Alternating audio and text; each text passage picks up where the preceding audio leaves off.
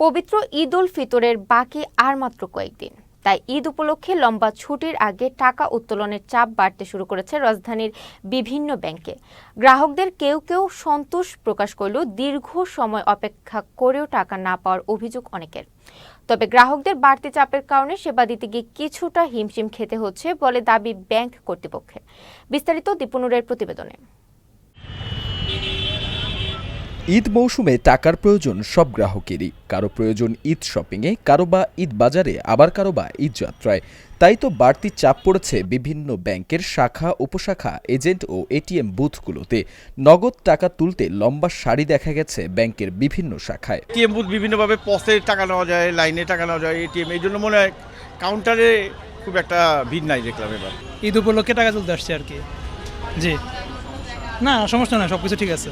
অনেক বেশি মানুষ ব্যাংকে, টাকা তোলার চাপ অনেক বেশি হয়ে গেছে। টাকা তুলতে আসা গ্রাহকদের মধ্যে রয়েছে মিশ্র প্রতিক্রিয়া। কেউ কেউ কোনো ভোগান্তি ছাড়া টাকা তুলতে পেরে সন্তোষ প্রকাশ করেন, আবার অনেকের রয়েছে দীর্ঘ অপেক্ষার পরও টাকা তুলতে না পারার অভিযোগ। আজকে তো শেষ ওয়ার্কিং ডে, কালকে একটা বন্ধ, টাকা তো লাগবেই। আর বাড়ি যাইতে গেলে তো টাকা পকেটে নিয়ে তো ক্যাশ যাইতে হবে। বুথও অ্যাভেলেবেল, আমাদের ব্রাঞ্চগুলো তো টাকা আছে, পজ মেশিন আছে, ওখান থেকে সবসময় টাকা অ্যাভেলেবেল পাওয়া যায়। 3 ঘন্টা হয়েছে আমরা ডলার এন্ডোর্সমেন্ট করাবো।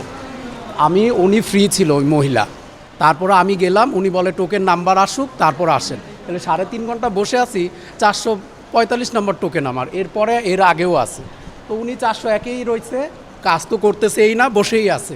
অনেক সমস্যা, অনেক ভোগান্তি। 3 ঘন্টা বসেছিলাম টোকেন নিয়ে, 3 ঘন্টা বসে থাকার পরে এখন বলতেছে টাকা নিবে না। যখন আমরা আবার এটা নিয়ে হুইসে করলাম, তারপরে এখন আবার বলতেছে টাকা নিবে, এখন আবার কোনো টোকেন লাগবে না। এ নিয়ে ব্যাংক কর্তৃপক্ষ বলছে, গ্রাহকদের বাড়তি চাপের কারণে কিছুটা বেশি সময় ব্যয় হলেও সর্বোচ্চ সেবা দিতে সার্বক্ষণিক মনিটরিং করছেন তারা। আমাদের সার্ভিসের জায়গা থেকে আমাদের শতভাগ চেষ্টা আছে গ্রাহকদের রিকোয়ারমেন্ট অনুযায়ী তাদেরকে সার্ভিসটা দেওয়া।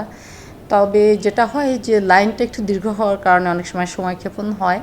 তো আমাদের কাউন্টারে যারা থাকেন তাদেরকে মনিটরিংয়ের জন্য আমাদের বিভিন্ন স্তরে আমাদের কর্মকর্তাগণ নিয়োজিত আছেন।